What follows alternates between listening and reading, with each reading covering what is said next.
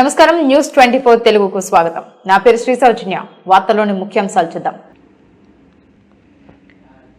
Secunderabad cantonment board పరిధిలోని 4వ వార్డులోని Suman housing కాలనీలో 12 లక్షల బడ్జెట్తో భూగర్భ డ్రైనేజీ నిర్మాణ పనులను cantonment board nominated member Banuka Narmada Mallikarjun ప్రారంభించారు. ఈ సందర్భంగా కాలనీ వాసులు వీధి దీపాలు మరియు ఓపెన్ జిమ్ నిర్మాణం గురించి బానుక నర్మదకి తెలియజేశారు.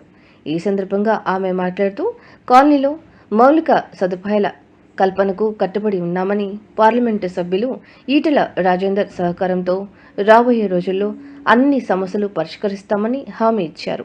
ఈ కార్యక్రమంలో వార్డు బీజేపీ అధ్యక్షులు సచిన్, బీజేపీ సీనియర్ నాయకులు టోపీ శంకర్, విజయానంద్ తదితరులు పాల్గొన్నారు.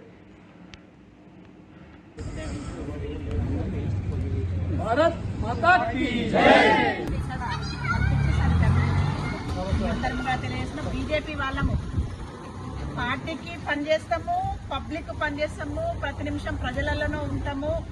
మా కన్వీనర్ గారు, కో కన్వీనర్ గారు, మా బీజేపీ ప్రెసిడెంట్, వార్డు ప్రెసిడెంట్, మేము అందరం ప్రతినిత్యం ప్రజలలోనే ఉంటాం. మా అన్న సీనియర్ బీజేపీ నాయకులు.